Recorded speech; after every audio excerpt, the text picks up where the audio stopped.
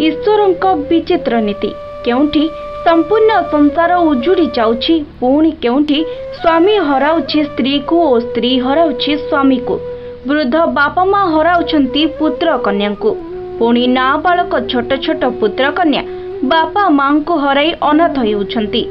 गाँठू सहर सबुटी हाहाकार छाती फटा चित्कार कटक भली एक दुरारोग्य कबल विपर्ययर सामना करुछि एई सभ्य समाज।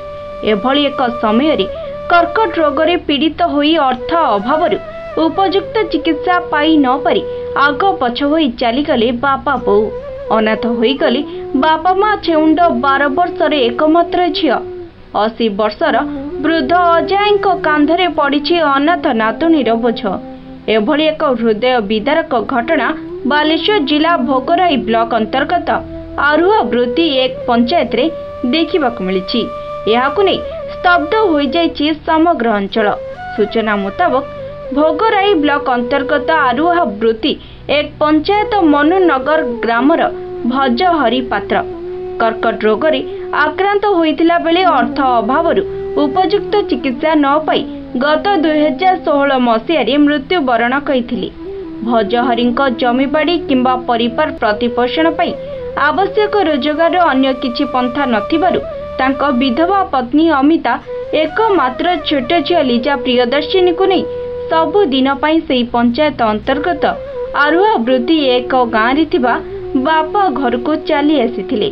सेही दिन ठारू सेमाने अमितांको असिद्धि पर वृद्ध बापा गौरंग गिरी और आई बासंतींको आश्रय रे रहिथिले।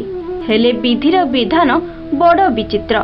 6 मास पूर्वे अमितार पेटरे प्रबल जंत्रणा हेबारु स्थानीय डाक्तरंको ठारे चिकित्सा होइथिले हेले सेथिरे कोनोसी सुफल मिली नथिला। परे कटक बड़ मेडिकल रे चिकित्सित हेउथिला बेले तांको पाकस्थली रे कर्कट रोग होइतिबा चिन्हट होइतिला। सेठारे चिकित्सित हेउथिबा बेले 15 दिन पूर्वरु डाक्तरखाना कर्तृपक्ष तांको डिस्चार्ज करी घर को पठाई दैथिले। अर्थाभावरु उन्नत चिकित्सा पाइबा तांको पक्षे संभव होई नथिला। सोमवार राति 2:15 समय से निज एकमात्र झियो लिजा प्रियदर्शिनी को अनाथ करी आरपारी को चलीगले। अन्य पक्षरे सेमाने एते छोट झियो को केमिति लालन पालन करिवे ताहाकु नै 80 वर्षर वृद्ध अजय एबे विव्रत होई पड़िछंती। अमितांको मृत्युरे समग्र अंचल स्तब्ध होई जायछि। सुवर्णरेखा नदी कूଳରେ तांको अंतिम संस्कार करा जायथिबा बेले नाबालिका झियो लिजा प्रियदर्शिनी मुखाग्नि देइथिले।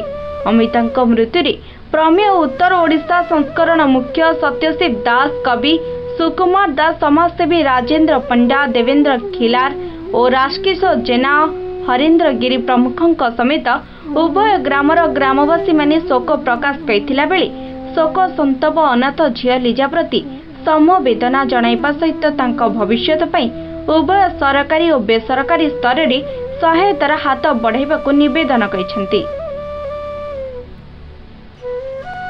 जलेश्वरु आशीष कुमार साहू रिपोर्ट कोणार्क न्यूज।